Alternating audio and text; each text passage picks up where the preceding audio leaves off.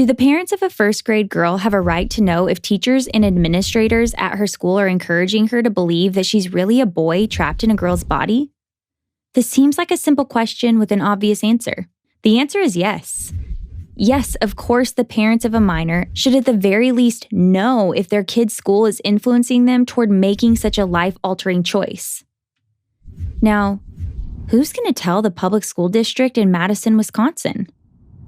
The Madison Metropolitan School District, a taxpayer-funded and government-run public education system, decided in 2018 that students of any age could take on a transgender identity with the school's assistance, and without parents' knowledge or consent. The district's policy requires that all teachers not only affirm any gender identity a child of any age requests, but actively conceal it from parents. Madison's policy even directs teachers to keep parents in the dark by using their child's birth name and pronouns whenever the parents are nearby. Think about that. If 7-year-old Lily decides that she is really Luther, her teachers must call her Luther, except when Lily's parents come in for a parent-teacher conference or school activity. For many parents, the local public school is their only option. It's also run by the government, which has an obligation to protect parents' rights to direct the upbringing of their children, a right that has been clearly affirmed by the U.S. Supreme Court and the Wisconsin Supreme Court. At a minimum, parents have a moral and legal right to know what is going on with their children. Studies have shown that the vast majority of children who experience gender dysphoria, the feeling that they don't fit their biological sex, ultimately outgrow those feelings by puberty or adulthood.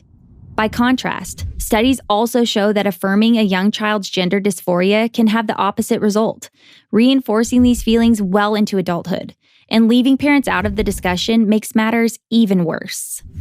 As one expert, clinical professor of psychiatry at Case Western Reserve University School of Medicine, Dr. Stephen B. Levine has put it, for a child to live radically different identities at home and at school, and to conceal what he or she perceives to be his or her true identity from parents, is psychologically unhealthy in itself, and could readily lead to additional psychological problems. Meaningful and healthy support of a child struggling with gender issues must include parents. It's obvious why the moral duty of any school, and certainly the legal duty of a public school, is to inform the parents of children who are struggling with gender dysphoria. And it should go without saying that parents should never be lied to about what is going on with their own children. But all this took a distant second place to Madison Public School District's stated goal: to disrupt the gender binary.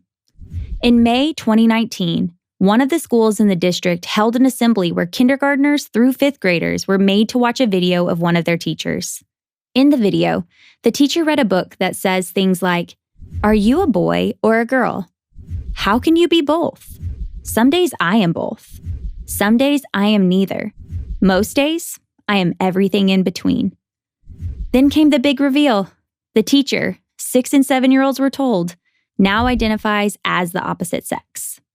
Under the school policy, disrupting the gender binary also means leaving it up to teachers and minor children whether or not the parents deserve to be included in developing a gender support plan.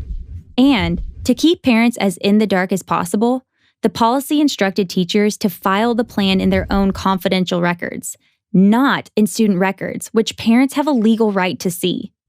In response to this abuse of power and dereliction of duty by the Madison Public School District, 14 parents, with the help of Alliance Defending Freedom, together with lead counsel from the Wisconsin Institute for Law and Liberty, sued the district, calling on the court to uphold the fundamental rights of parents that are under threat from the policy. In September 2020, the court temporarily blocked the school district from lying to or deceiving parents about the gender identity their child may have adopted at school. But the case is far from over. Parents should be able to trust their children's teachers to uphold basic values and to affirm biological realities. They shouldn't have to take legal action to establish those basic expectations, but today, apparently they do. Is something similar happening at a school district near you? You're not alone. Reach out to www.adflegal.org/contact-us to find out more.